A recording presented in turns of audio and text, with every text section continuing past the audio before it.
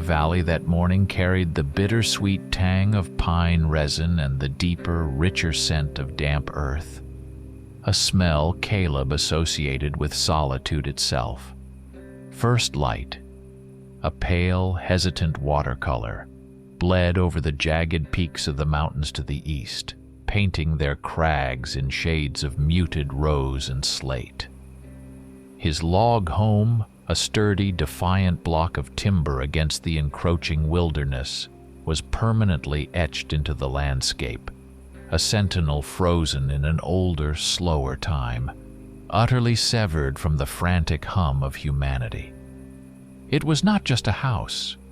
It was the last redoubt, a final, stubborn declaration of independence from a world he had long since forsaken. Inside, on a rough-hewn pine table scarred by years of use, lay a faded topographical map, its edges softened by countless unfoldings and tracings. It was covered in a spiderweb of incomprehensible markings, small, crude circles, thin lines that bisected rivers, and crosses drawn in a pigment that had long since faded to a rusty brown, revealing a purpose he knew well but rarely articulated. Beside it, his Winchester rifle, a venerable weapon, lay gleaming, polished to a dull sheen. The stock felt warm and familiar, worn smooth by his palm, an extension of his own weathered arm. Every object in that cabin, the cast-iron skillet hanging above the hearth, the stack of meticulously cut firewood, the worn leather of his boots by the door, told a story not of a life lived in peace, but of a life fiercely, doggedly sustained, a narrative of bare survival, etched in the very grain of the wood. Caleb's days unfolded in a quiet, almost ritualistic procession of repeated actions. The rhythmic thud and splintering crack of his axe biting into seasoned oak for the wood stove, the careful, almost meditative ritual of cleaning his rifle, the meticulous check of his property's perimeter, sometimes a solitary hunt for deer or elk. Words here were superfluous, an unnecessary extravagance. Their absence was filled by the ceaseless murmuring whisper of the wind sifting through the towering ponderosa pines, the satisfying crunch of dry needles and brittle branches under the thick soles of his logger boots as he patrolled the perimeter of his self-imposed exile. Silence was his constant companion, sometimes a comforting blanket, at other times a suffocating, tangible weight, pressing in on him from the edges of the wild world. In one dim corner, beneath a shelf laden with old trapping manuals and a few tattered novels, stood a dusty, heavy wooden chest. It was secured by a large, rusted barn padlock, its brass darkened by decades of damp and disuse. Caleb never opened it. He knew what lay inside, the tangible remnants of another life, a different man. He had not been this gaunt, watchful figure, this last hunter, but simply a farmer. He was content with the honest toil of the land, with a wife whose laughter filled a room and a daughter who chased butterflies through sun-dappled fields. The memories were not dulled by time. They remained sharp, agonizing shards of glass, but he kept them locked away, protected by the heavy lid and the rusty padlock, a vault in his own heart. It was just past noon, with the sun at its zenith, beating down with a surprising warmth for late spring, when Caleb noticed it. He checked the old deer trail that snaked through a particularly dense stand of young firs, a path he had walked hundreds of times, as familiar to him as the lines on his own calloused hands. There, standing out against the uniform green, was a young pine, 12 feet tall. Its trunk was snapped clean through, not by the heavy hand of a winter storm or the brute force of a charging grizzly, but someone, or something, had deliberately twisted it with monstrous, impossible strength. The wood fibers shredded, spiraled in a way that defied explanation, a gruesome mockery of nature. Wrong. The word echoed in his mind, sharp and cold. That familiar icy prickle, a shiver that traced a path down his spine. It was an old acquaintance he had hoped never to greet again. It spoke of a disturbance, a fracture in the quiet order of his world. As evening bled into twilight, deepening the shadows that stretched from the forest's edge, Caleb caught a scent on the wind. It was faint at first, then strengthened, carried on a gust from the north. Something acrid, metallic, reminiscent of blood, but with an underlying current of something else entirely. A stale, rank, animal odor, utterly alien to the familiar smells of pine and damp earth. It clung to the air thick and cloying, carrying the scent of decay. The scent emanated from the direction of the impassable swamps that lay miles to the north, a desolate, treacherous expanse of bog and twisted timber that even the most seasoned trappers avoided. Caleb's posture stiffened, his jawline tightening. His gaze, slow and methodical, swept across the darkening horizon, searching for a source, a confirmation of the insidious dread that coiled in his gut. There was nothing, only the deepening shadows and the gathering night. Later, preparing for sleep, Caleb moved through his cabin with surgical precision. He checked the sturdy locks on the doors, secured the heavy wooden shutters over the windows, pulling them tight against the coming dark. There was no weariness in his movements, only a deep-seated ancestral caution. He did not articulate what unsettled him so profoundly, but his gut, that ancient primal compass, screamed that the delicate equilibrium of his isolated existence had irrevocably shattered. The night outside swelled, a vast, oppressive black, far deeper than usual, and the silence, that profound, encompassing silence, was not empty. It was thick, laden with an unspoken menace, a shroud slowly descending upon the valley. He knew, with an unsettling certainty, that it was listening. The following morning did not begin with the usual chorus of the awakening forest. The cheerful chirping of robins, the scolding chatter of red squirrels, the distant call of a hawk circling on the thermals. Instead, an unsettling, stretched, taut silence pressed down on the valley, thick and pervasive. Not a single bird sang. No squirrels scampered along the ancient oak branches near his cabin. Even the typically restless leaves of the aspens seemed hushed, their usual rustle muted, as if stifled by an invisible hand. The very air felt dense, viscous, clinging to his skin with a clammy touch. It was permeated by an unseen, insidious threat, a presence that choked off sound and light. His lungs felt tight, his breath shallow. During his methodical morning perimeter check, Caleb discovered the tracks. They were deep, imprinted with an unnatural clarity in the wet earth bordering the old spring-fed creek. Animalistic, yes, but too large for any wolf he had encountered in these woods. Their shape was disturbingly wrong for a bear, too elongated, with splayed, human-like digits that ended in blunt, powerful claws. They were not clearly defined paw prints, but rather impressions of something heavy and oddly articulated, resembling a crude, deformed hand.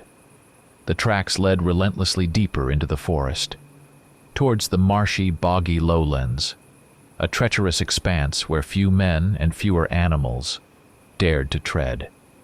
In the soft, black mud, alongside these monstrous prints, Caleb saw other strange furrows, long and ragged. Something heavy and irregular had been dragged, leaving an uneven, disturbing wake.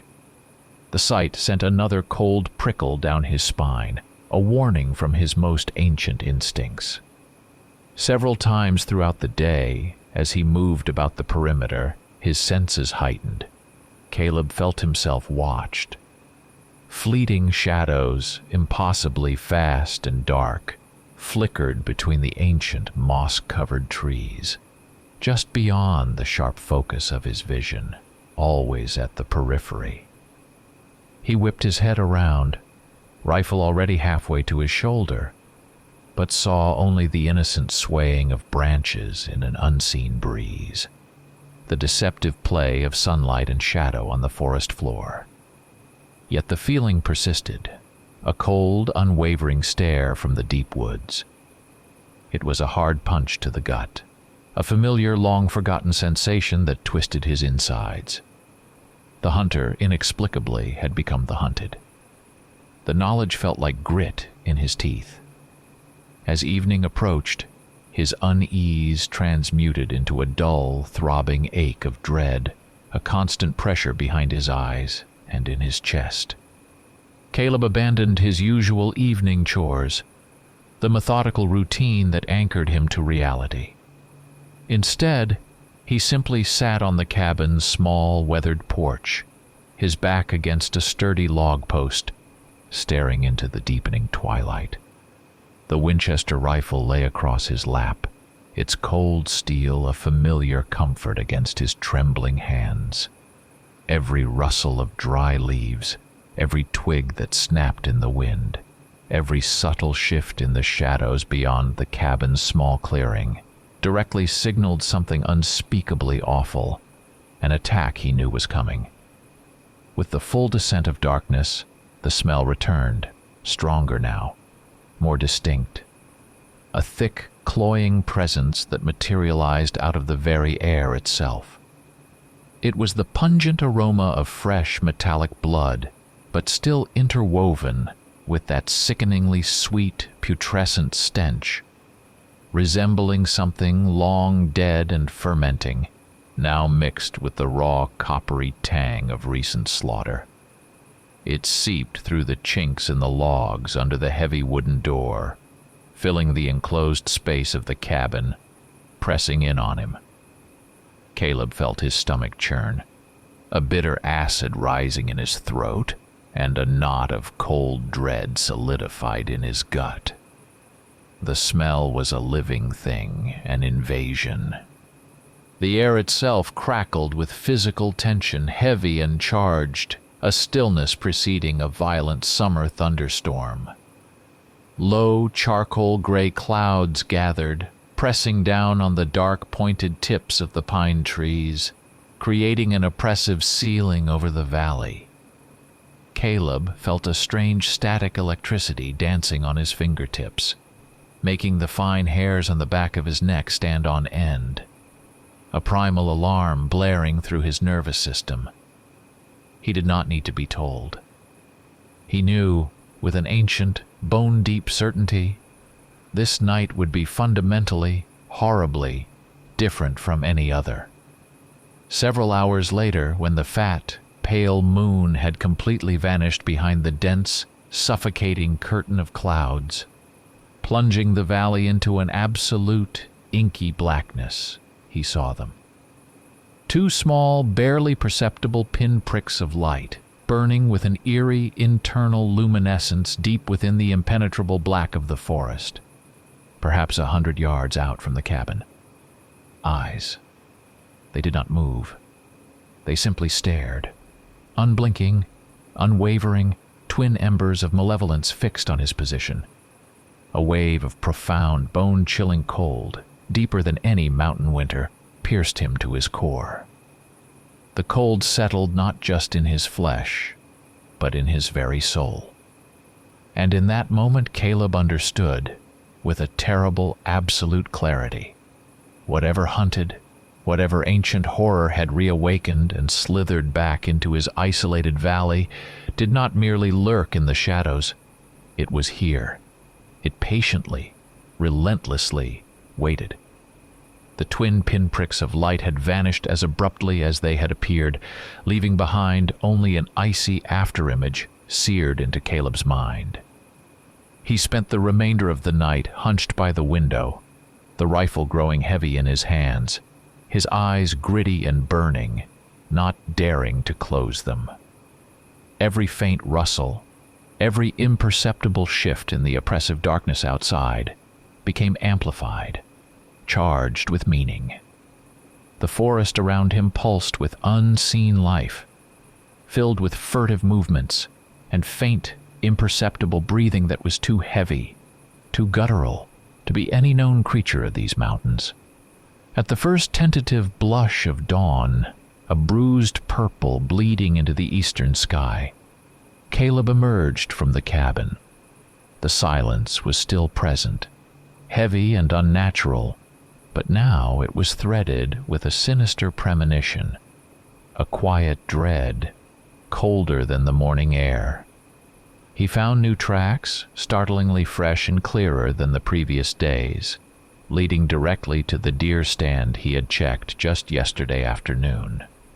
He'd left a fine buck hanging there, field-dressed and ready for butchering, a good 70 yards from the cabin. Now, the stand was empty. The deer carcass was gone, vanished without a trace, leaving behind only a patch of churned, scraped earth and a few small, dark bloodstains, entirely absorbed by the thirsty ground. The blood was almost black in the dim light, thick and viscous. Not again, please God, not again.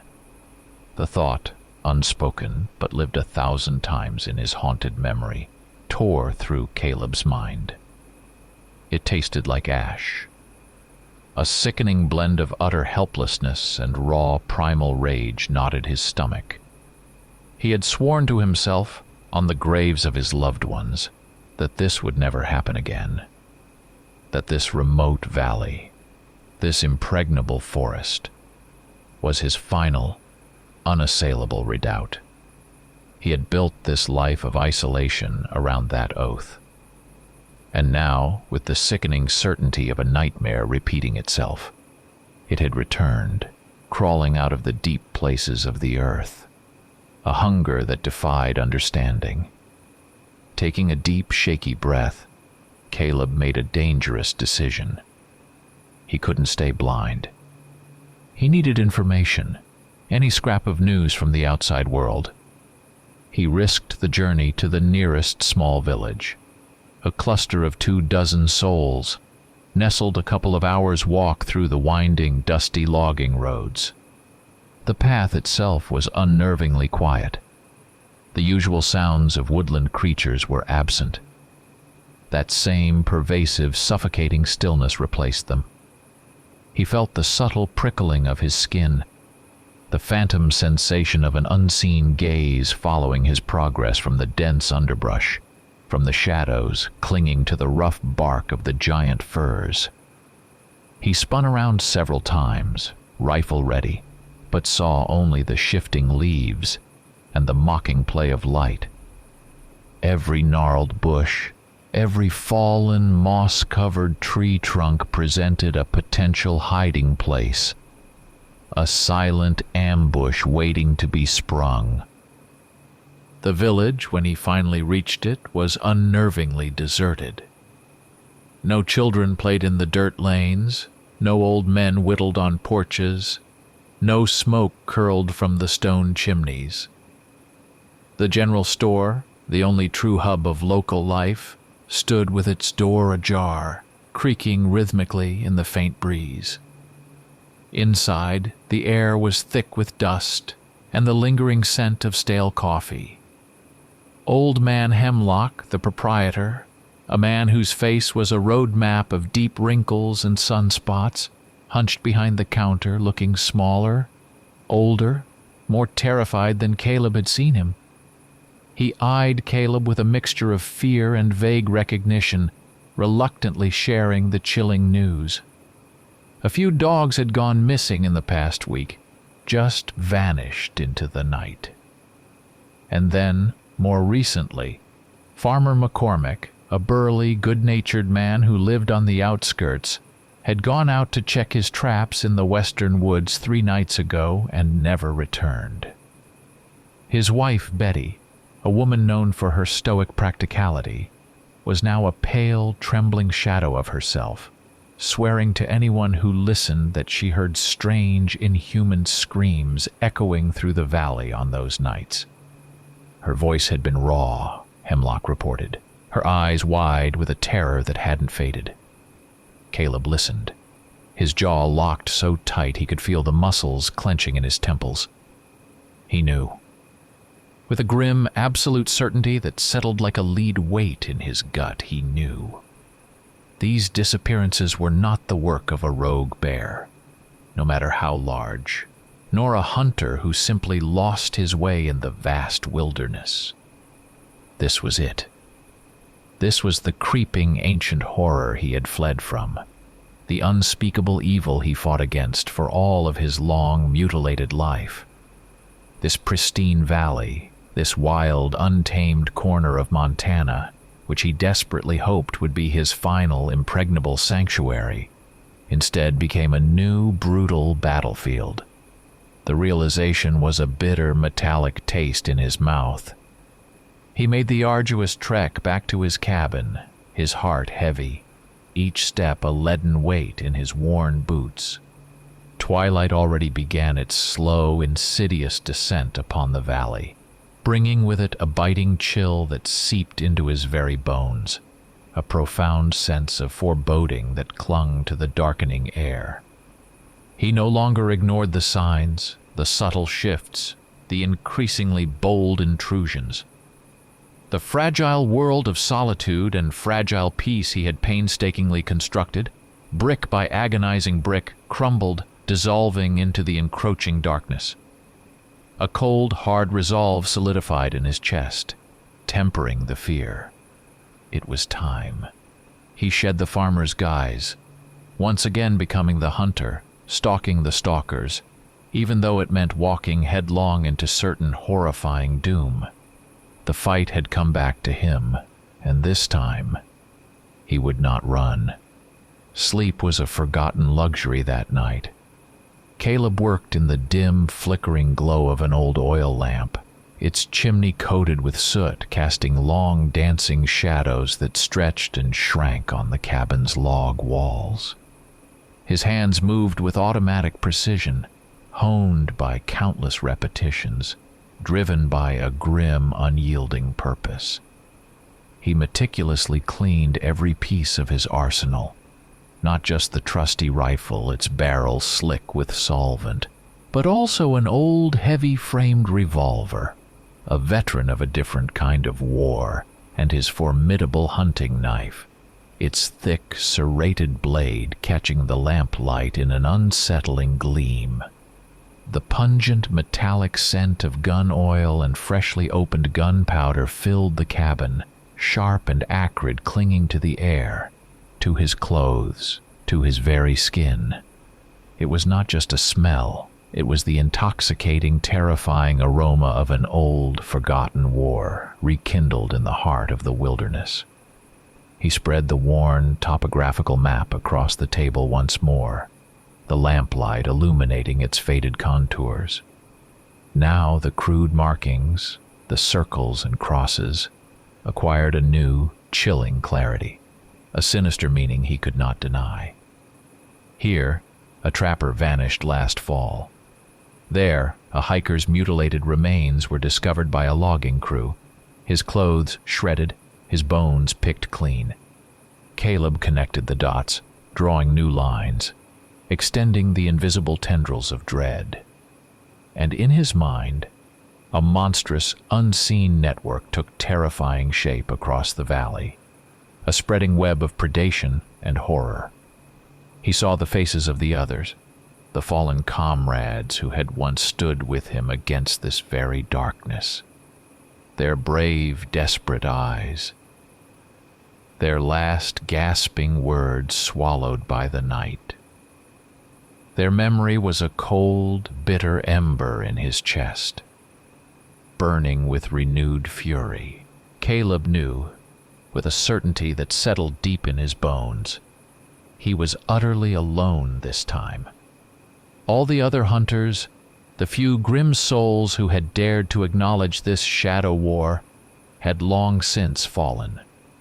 They had been swallowed by the endless, unseen conflict, a brutal, merciless struggle that ordinary men and women, living their quiet lives in distant towns, never even conceived of. The profound, crushing weight of their deaths, their silent sacrifices, pressed down on his shoulders, heavier than any pack of ammunition, more burdensome than any weapon. This was no longer solely about vengeance, though that ran hot in his veins. This was about a solemn, unspoken duty, a terrible oath carved not on stone, but on the raw, bleeding landscape of his own heart. He was the last bastion. Just as the grandfather clock in the corner, a relic from his old life, chimed a hollow midnight, the first sounds drifted in from the forest. Not the familiar, mournful howl of a lone wolf, nor the rustle of a foraging bear, but something utterly, terrifyingly different. It was a low, guttural growl, deep and resonant, interspersed with strange, ragged horse moans, resembling something gargling on its own breath, or struggling in the grip of a terrible, slow agony. The sounds were distorted by distance, swallowed and twisted by the dense timber, but their fundamental nature was unmistakably sinister, utterly alien, profoundly wrong. They spoke of pain, yes, but also of a vast, ancient malice. With the first pale hint of dawn, a faint gray breaking through the oppressive clouds, Caleb left the cabin. But he wasn't going hunting for game. His movements were precise, economical, each a deliberate, desperate act of engineering. He moved through the periphery of his property, placing traps, tripwires fashioned from fine steel cable, barely visible in the undergrowth, connected to sharpened lengths of iron reinforcing bar driven deep into the earth. He buried massive, wide-jawed bear traps, each tooth honed to a razor edge, which he had meticulously modified for far larger, far stronger game than any bear. And finally, hidden beneath a meticulous layer of pine needles and decaying leaves, a few crude, homemade explosive devices, bundles of powder and shrapnel designed to inflict maximum damage. Every action was imbued with a desperate, prayer-like hope, a grim acknowledgement of the terrifying odds. Returning to the cabin, Caleb resumed his lonely vigil on the porch. The raw cold of the pre-dawn air seeped through his heavy wool shirt and worn denim jacket, but he felt nothing, his nerves dulled by exhaustion and the single-minded focus of his purpose. His thoughts were entirely consumed by the coming night, by the monstrous shapes that might finally emerge from the impenetrable darkness. The air itself, now thick and palpable, thrummed with a heavy expectation, a suffocating weight that pressed down on the valley, a heavy electric stillness preceding an inevitable, devastating storm. The calm before the maelstrom. As the sun dipped below the western ridges, painting the sky in streaky reds and bruised purples, the metallic and putrid smell intensified. But now, cutting through those familiar, disgusting layers, was a new, utterly distinct note. The raw, undeniable stench of pure animal malice, something sulphurous and utterly vicious. Caleb tasted it on his tongue, a bitter, acrid flavor, palpable as a predator tasting the scent of its terrified prey.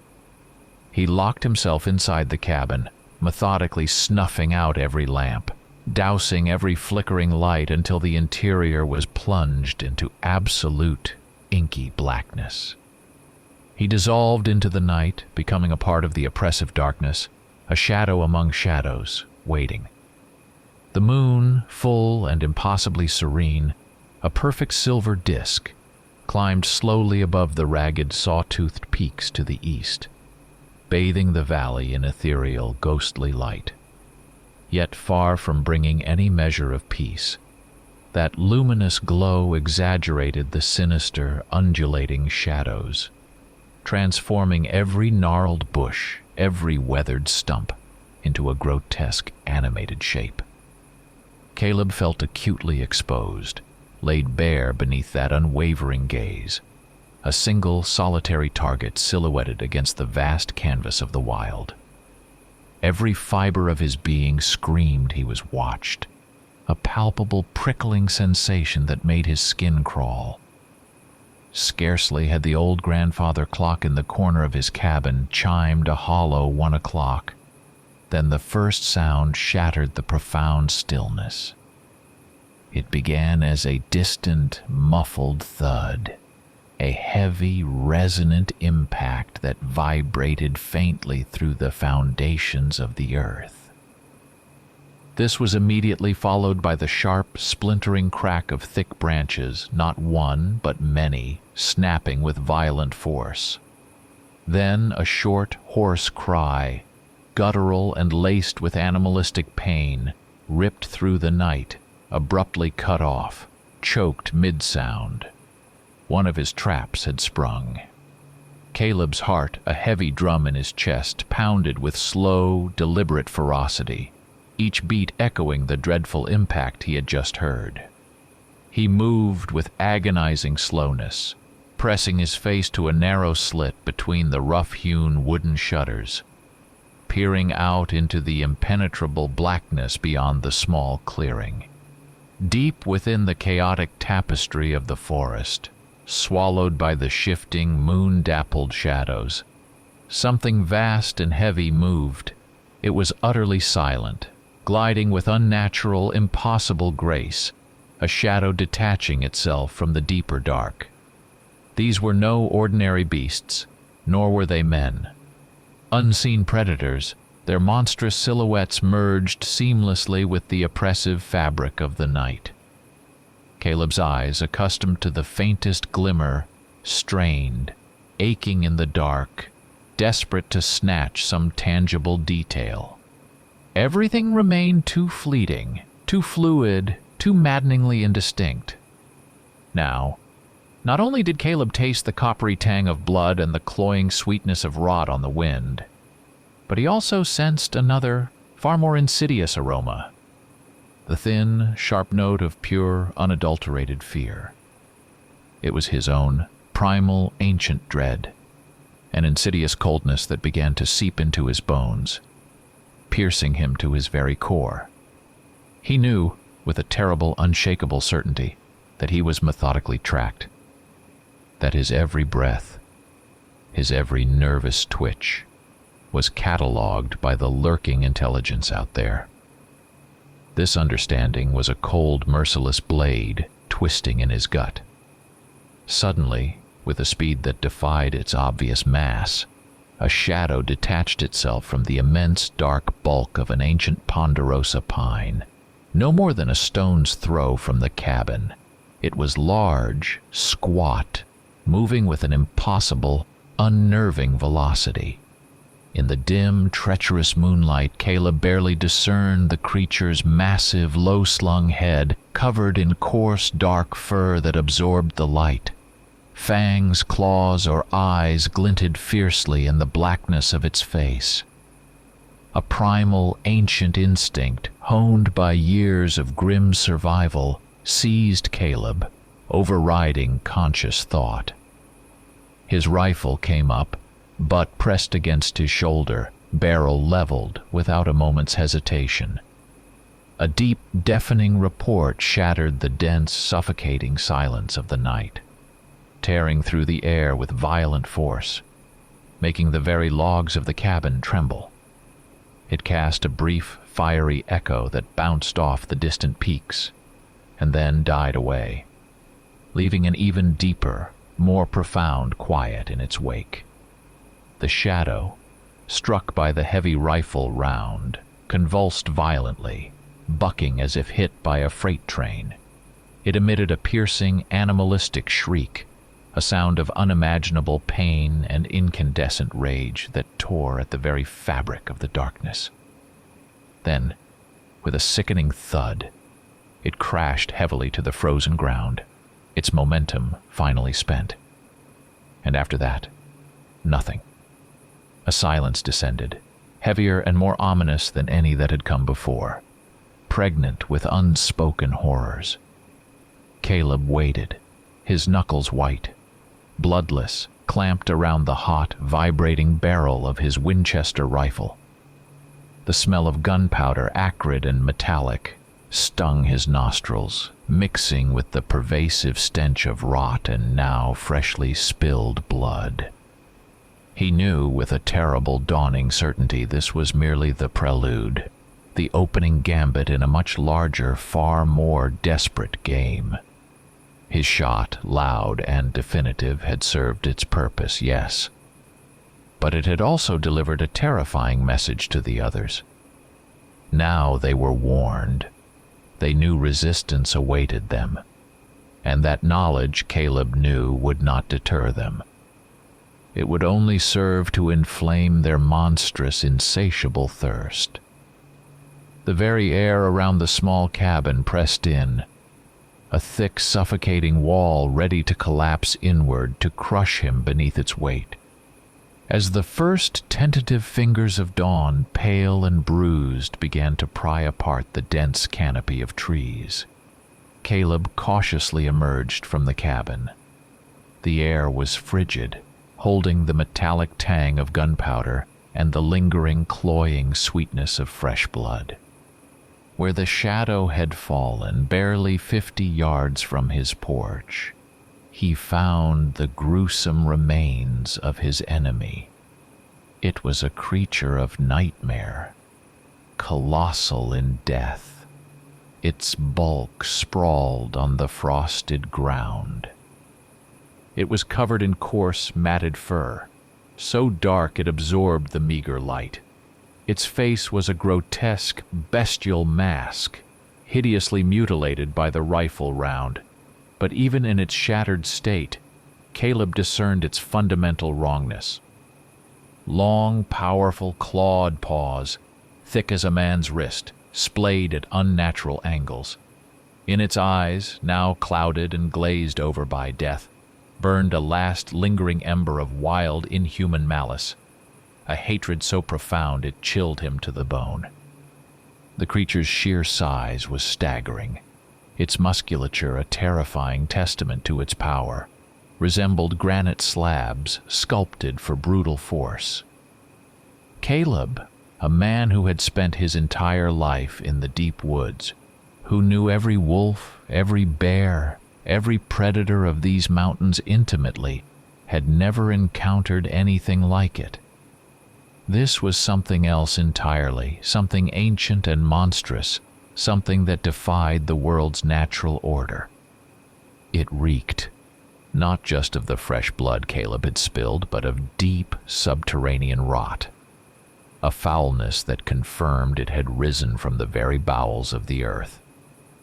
Its fur, when he tentatively prodded it with the butt of his rifle, was incredibly coarse, like thick, rusty wire, matted with mud and gore.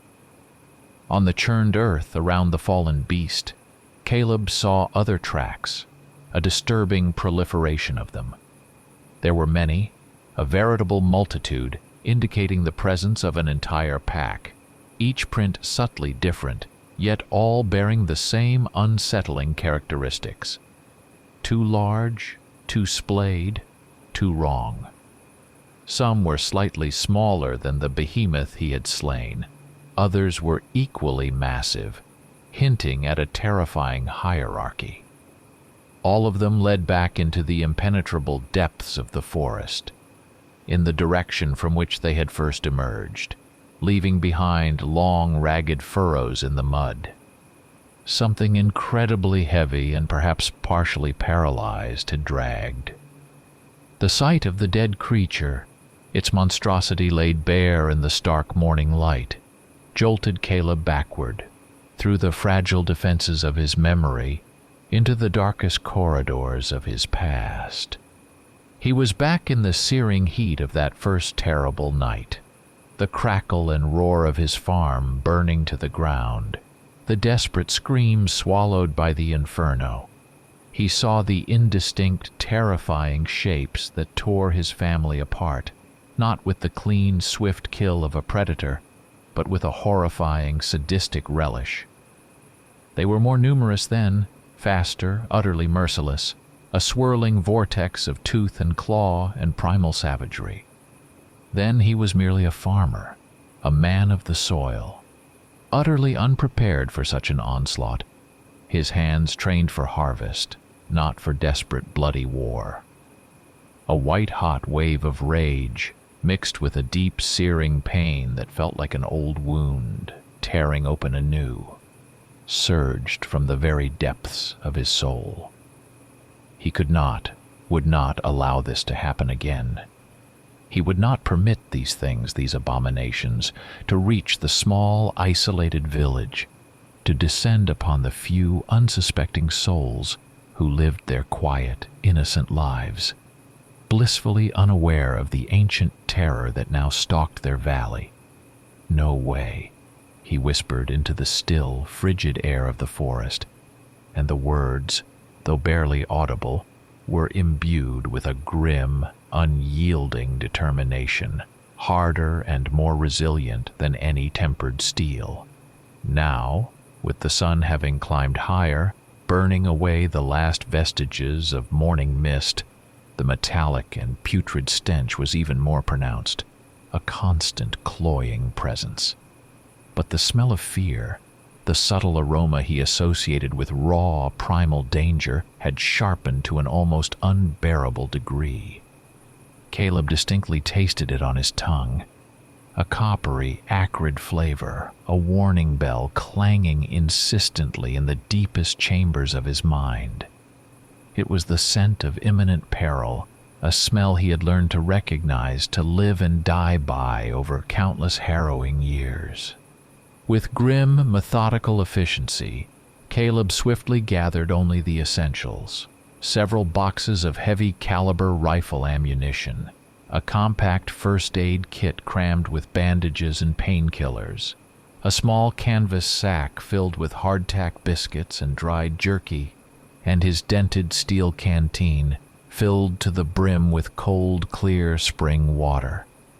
He knew with a crushing certainty he would not return to this cabin, this last vestige of his attempted peace, until this grim business was finally and irrevocably concluded.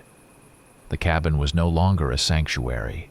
It was a target, a lure, a trap. He could not wait for them to come to him again. He needed to move, to hunt them down, to find their lair before they could find others.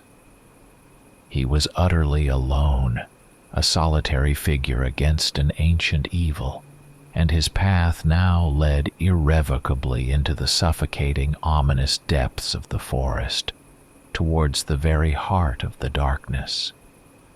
Caleb pushed deeper into the forest, following the fresh, undeniable tracks.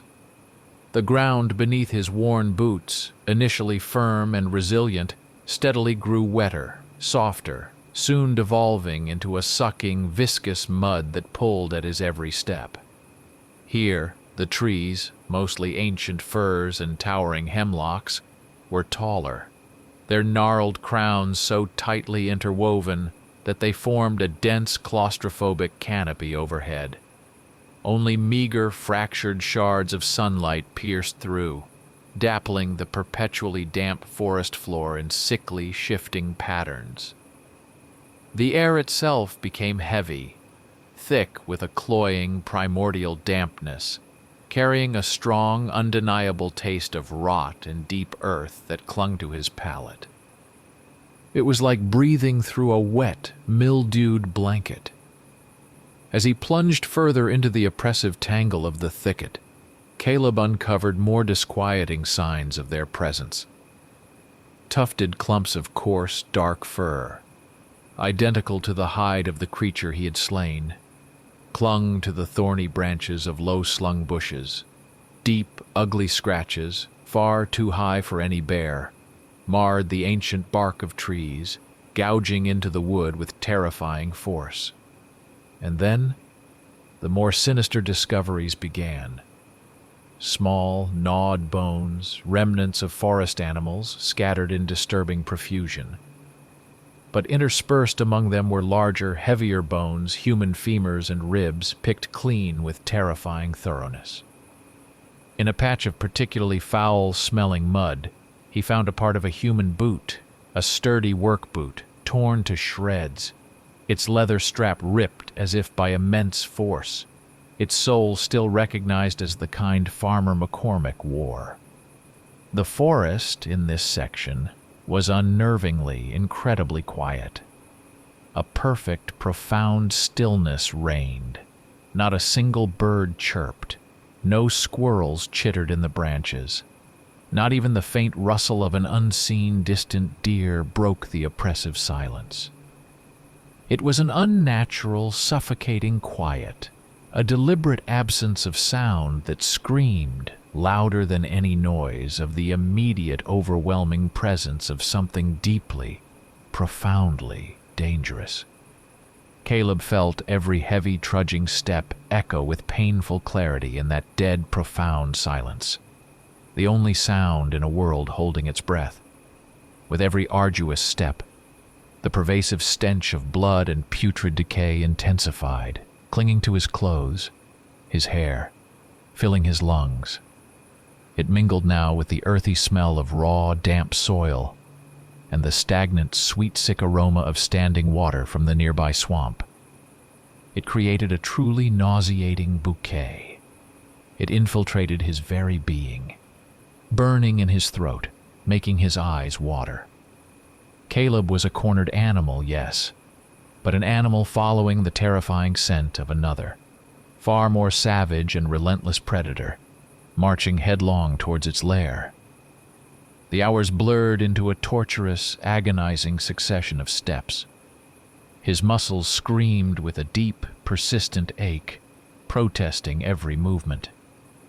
A gnawing hunger hollowed out his stomach, steadily eroding his physical strength. But he couldn't stop. He couldn't even contemplate it. The vivid, aching images of his family, his wife's gentle smile, his daughter's infectious laughter, the wide, terrified whites of their eyes in that last terrible moment, burned behind his eyelids, a relentless fire that fueled his will and sharpened his resolve. This was his private war, his sacred, bloody crusade. He knew with a certainty that transcended pain or fear he could not, would not, lose. Again, as the sun began its slow crimson descent towards the western horizon, painting the sky in streaky, bruised purples, Caleb caught movement in the ever-deepening shadows. Fleeting pairs of eyes, small and unnervingly bright, glinted with predatory hunger, watching him from the depths of the thicket.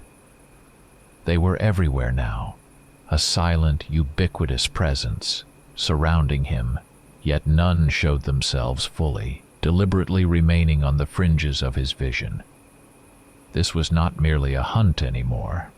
It was a cruel, sophisticated game, an intricate dance of terror where he was, impossibly, both the relentless hunter and the tormented, desperate prey.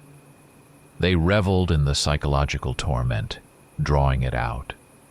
Night descended upon the forest quickly, silently, drawn by an unseen hand, wrapping the ancient trees and the struggling man in a dense, suffocating blanket of absolute darkness.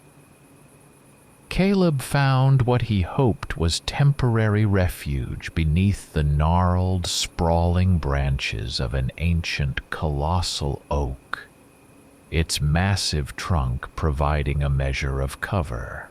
But sleep was an impossibility. He felt the very air around him vibrate, humming with invisible tension, a malevolent energy that pressed in from all sides.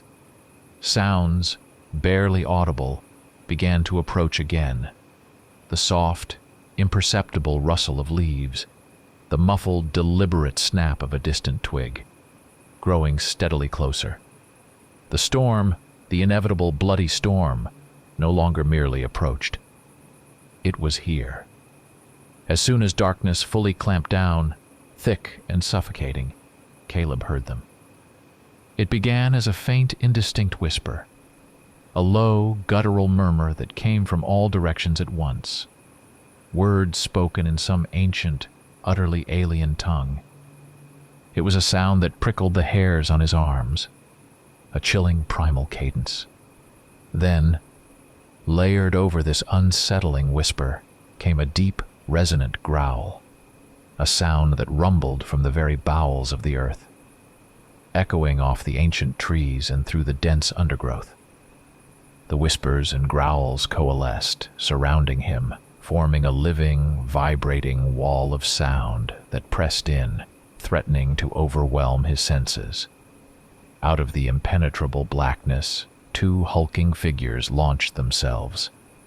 Their movements were impossibly swift, a blur of shadow and raw force, invisible until they were upon him. Caleb barely had time to bring the rifle to his shoulder. He squeezed the trigger. The rifle round cracked, a deafening report in the close quarters of the undergrowth. A cry of searing pain, impossibly high-pitched and animalistic, tore through the air. But before Caleb could cycle another round, the second creature, larger and more ferociously aggressive, closed the distance.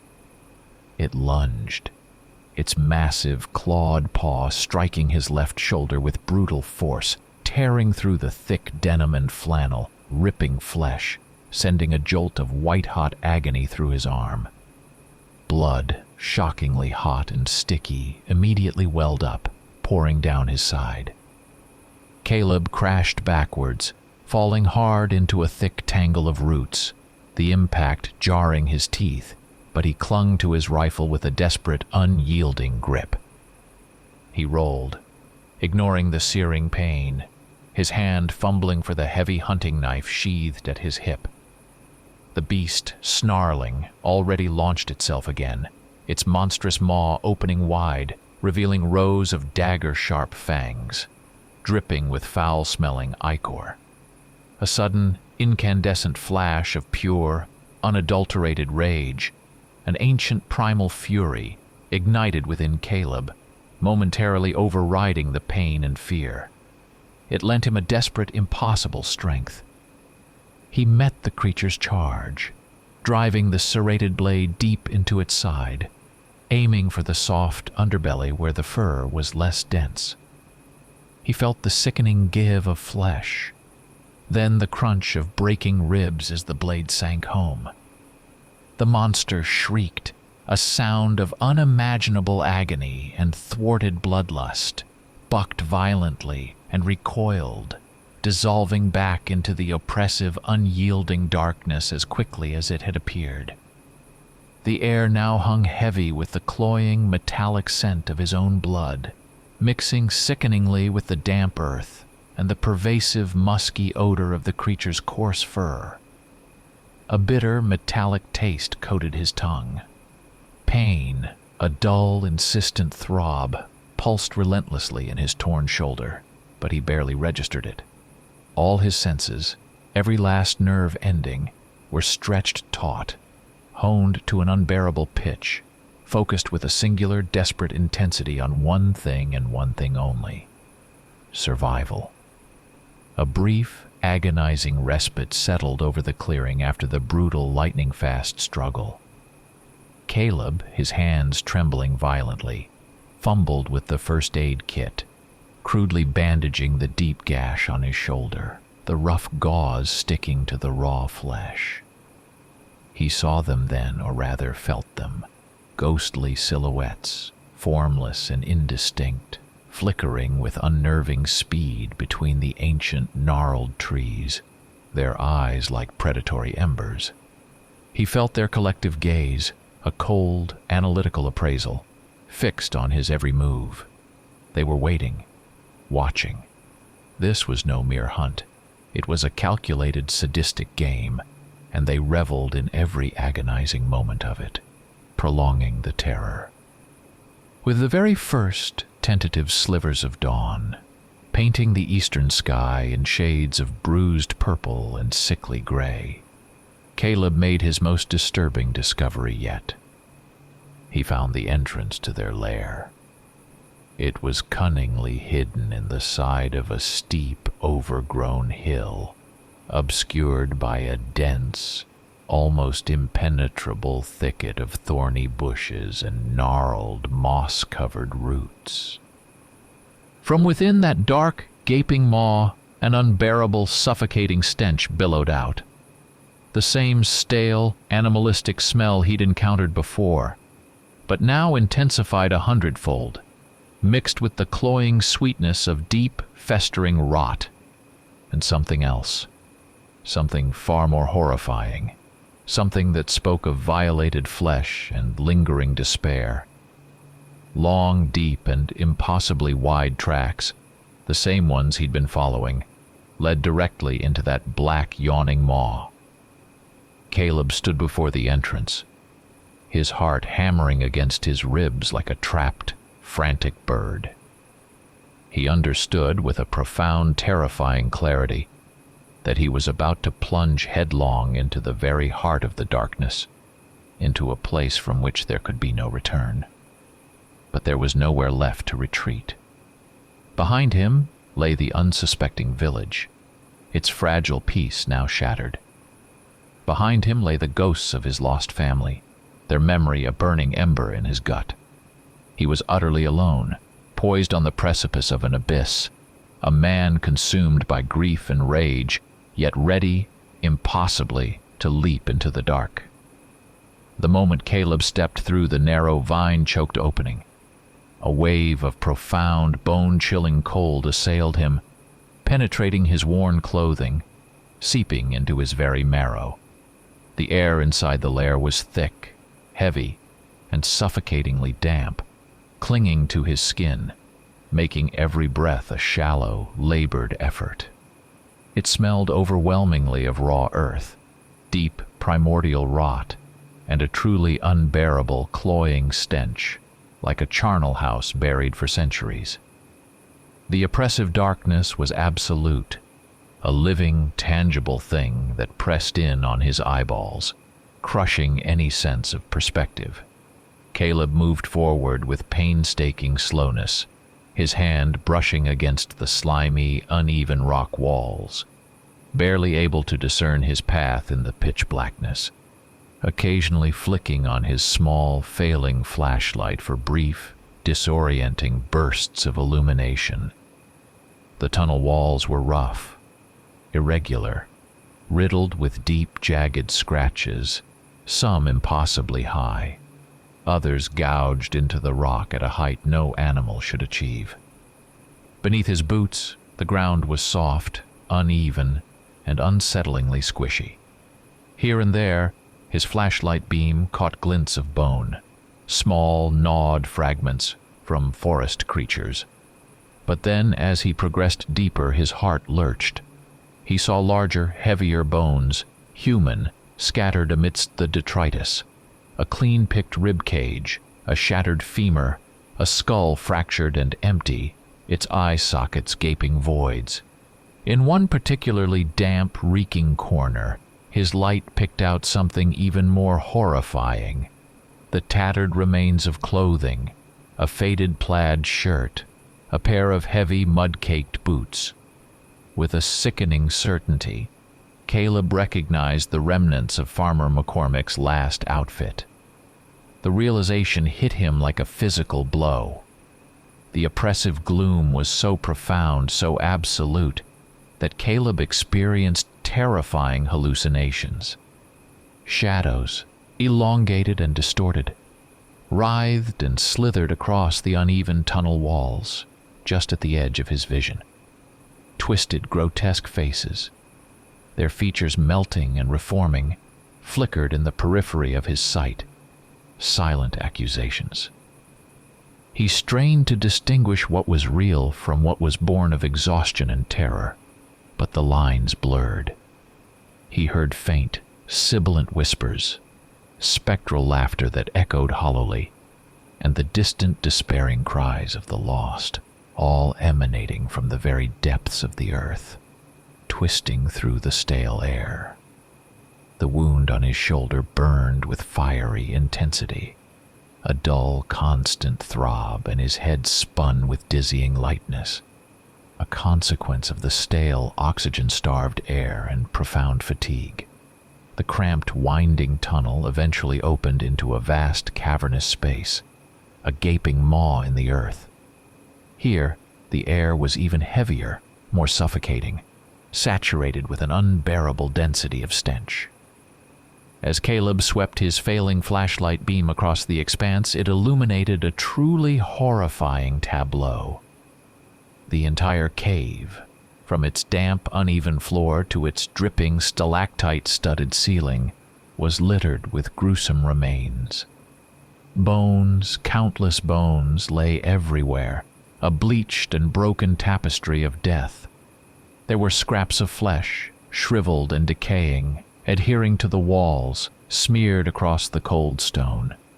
Ripped, blood-soaked pieces of clothing belonging to men, women, even children, lay scattered amidst the carnage. This was it. Their nest, their foul sanctuary, their bloody, unholy altar. As the flashlight beams sliced through the oppressive darkness, hundreds of eyes, small and unnervingly predatory, suddenly ignited, flaring into existence across the cavern walls, like living, malevolent patterns woven into the fabric of the stone. They were everywhere, glinting with a cold, savage intelligence, unblinking and utterly focused.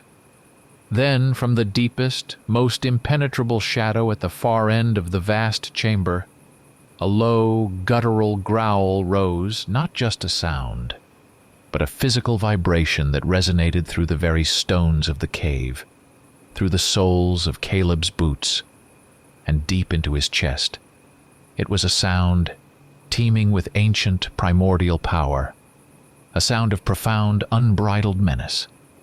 From that deepest, most profound shadow, a creature unlike any he had seen before emerged, lumbering into the dim, shifting light.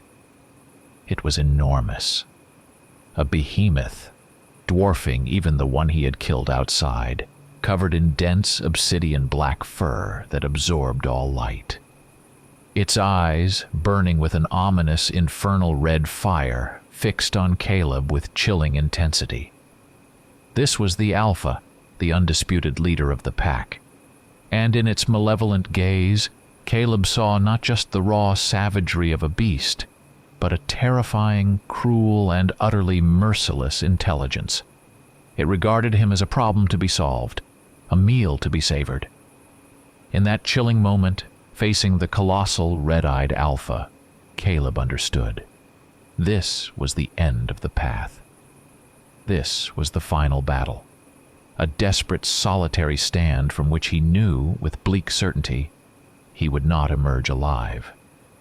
Yet, despite the gnawing fear that coiled in his gut, a fierce resolve hardened his features.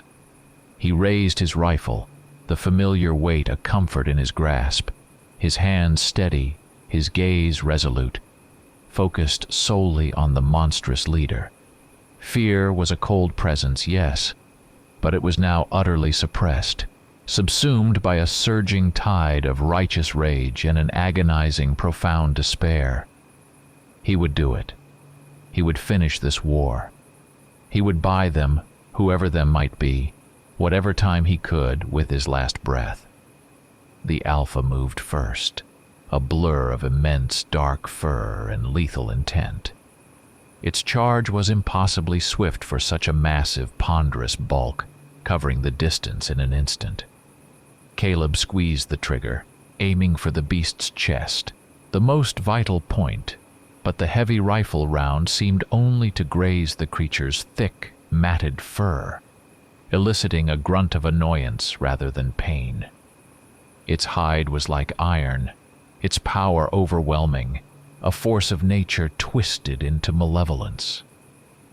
The monstrous Alpha struck him with a paw the size of a dinner plate. a blow that sent Caleb sprawling backward with brutal force, slamming him against the rough, cold stone of the cave wall. He felt a sharp, sickening pain in his ribs, heard a distinct, horrifying crunch, and the air was instantly knocked from his lungs in a ragged gasp. He lay there, wheezing, coughing, struggling to regain his breath, to push himself up. But the Alpha was already upon him, a dark, suffocating mass. Its cavernous maw, lined with jagged, yellowed fangs, drew dangerously close to his face, exhaling a hot, foul breath that reeked of blood and putrefaction. In a last, desperate, instinctual surge of defiance, Caleb clawed at his hip, tearing the heavy hunting knife from its sheath. With a wild, guttural cry, a sound torn from the deepest wellsprings of pain and raw, incandescent rage, he plunged the thick, serrated blade deep into the beast's neck. He found a vulnerable spot where the fur was thinner, the skin softer.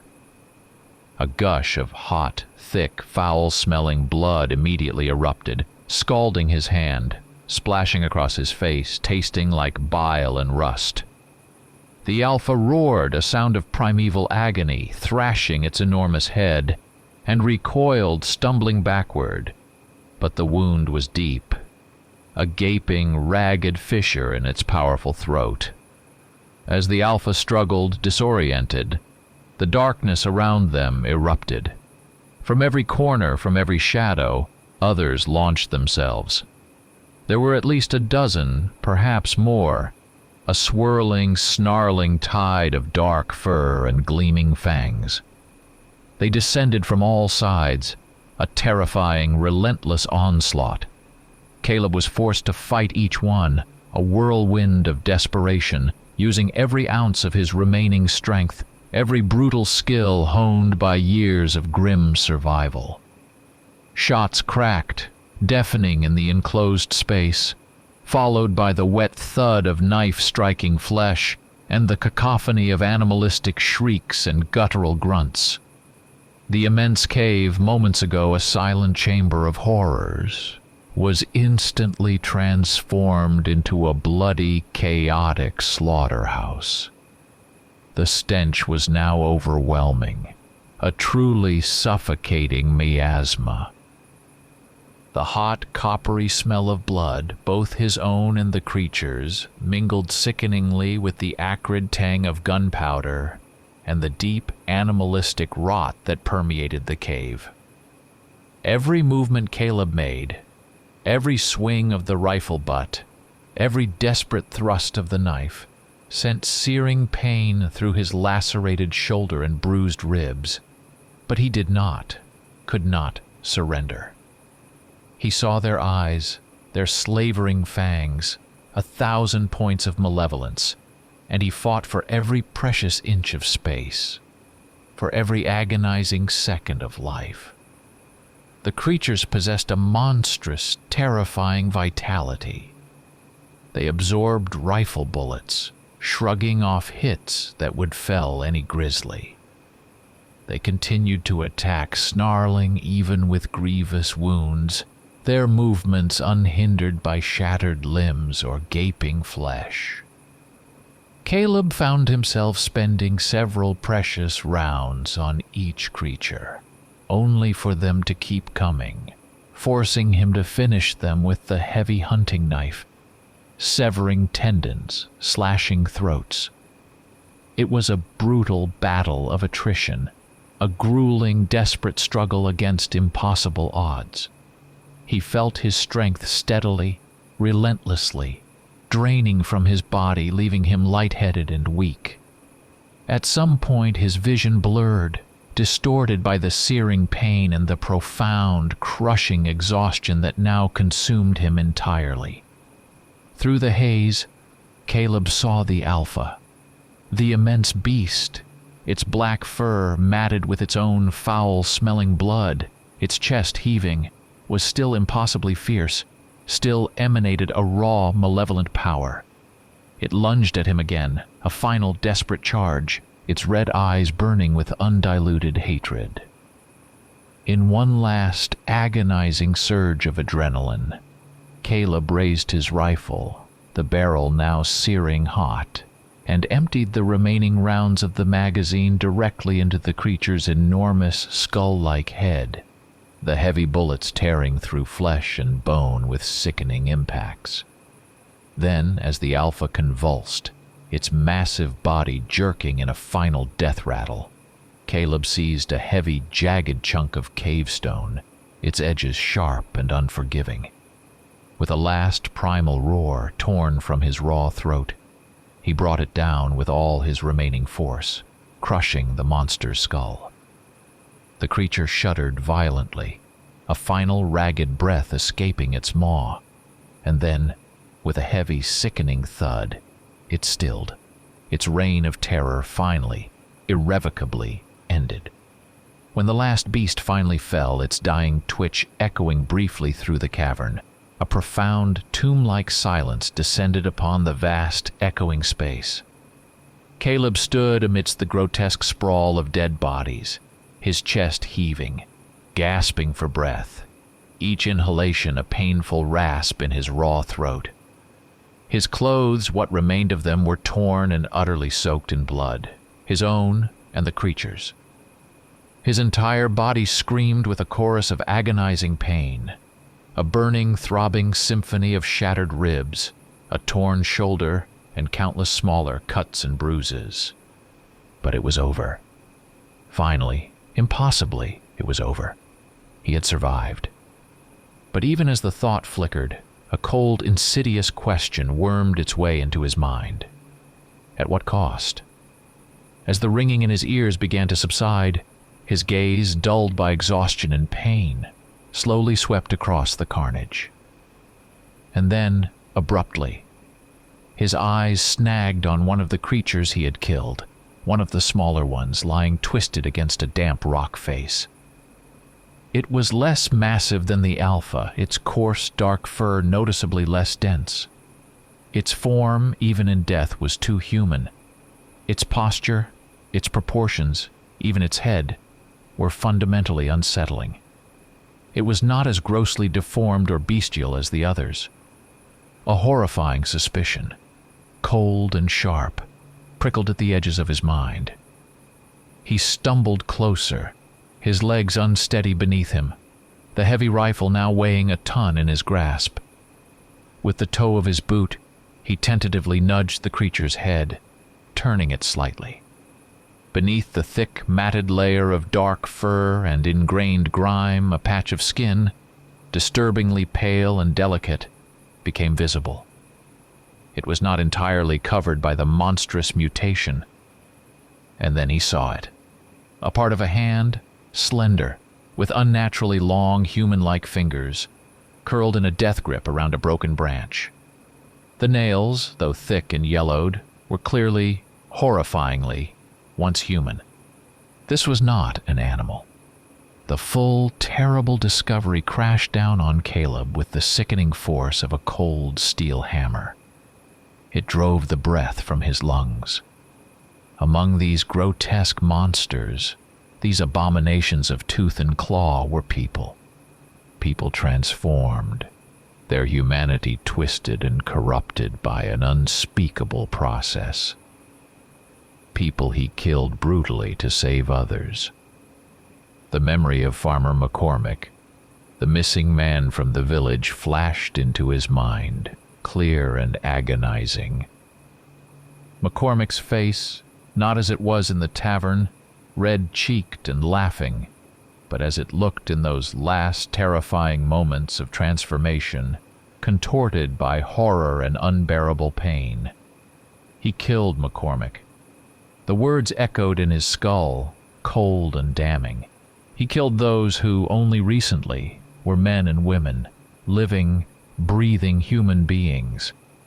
His stomach clenched violently, a sickening knot of revulsion and despair. He dropped the rifle, his knees giving out, and fell to the damp, blood-soaked ground, retching violently, dry heaves tearing through him. It was not a physical act, an involuntary spasm of his body. but a profound visceral expulsion of all the accumulated horror, all the unspeakable truth he had painstakingly suppressed within himself for years. He was a hunter, yes, that was his purpose, his grim calling. But in this hunt, in this final bloody crucible, he killed not only monsters, but the innocent, or at least those still on the agonizing path to monstrousness, clinging to the last vestiges of their humanity. The smell of his own vomit, hot and acrid, mixed sickeningly with the pervasive stench of blood and deep primordial rot that permeated the cavern, creating an abominable, unbearable bouquet that turned his stomach again. To the searing, relentless physical pain that ravaged his body, a new agony was now added, a mental anguish far sharper, far deeper, more devastating than any physical wound.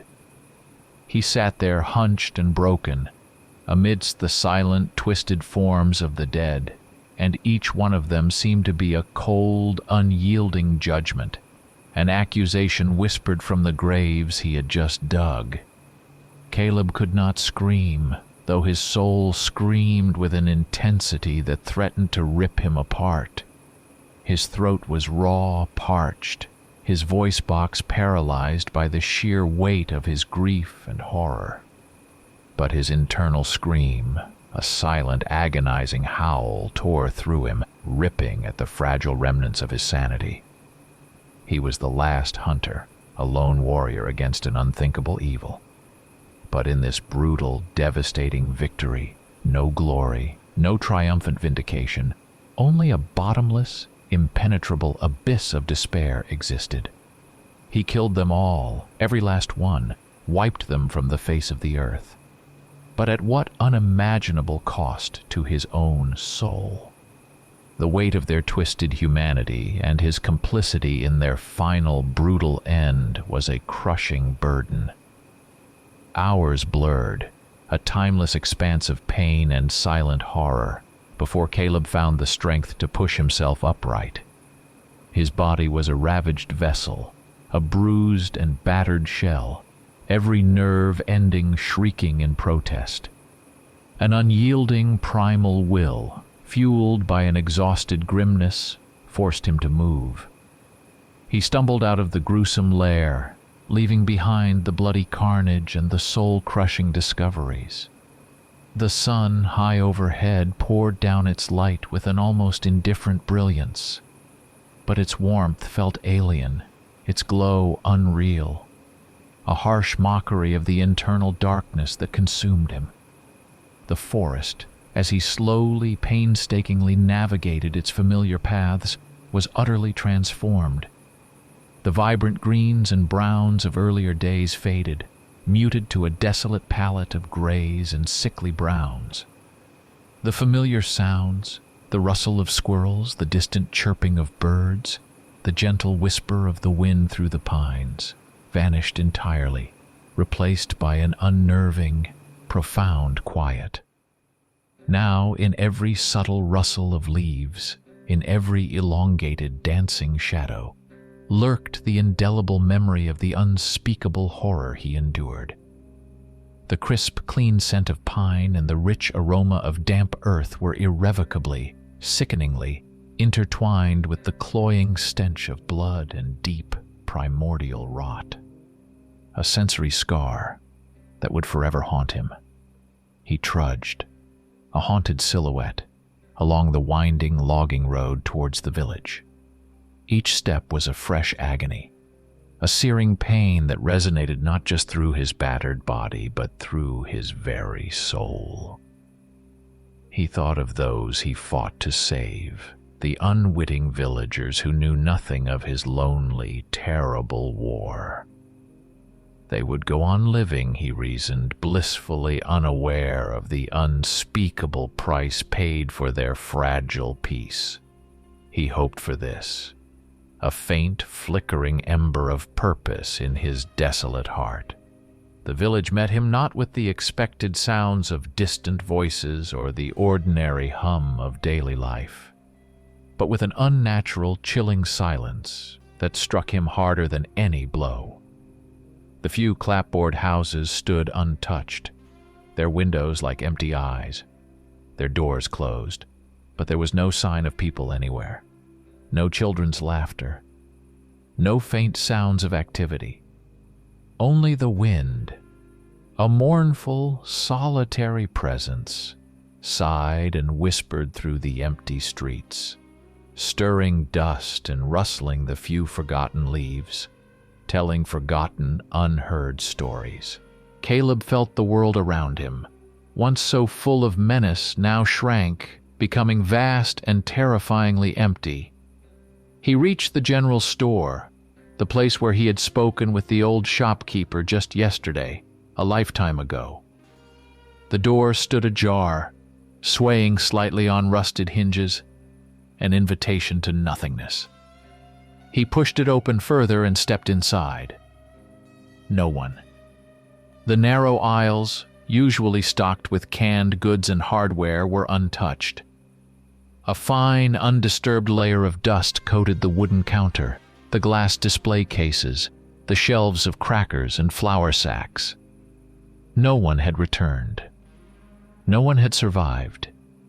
His desperate sacrifice, his agonizing killings, his profound, debilitating pain, all of it, every last drop of blood and sweat and terror, rendered utterly meaningless.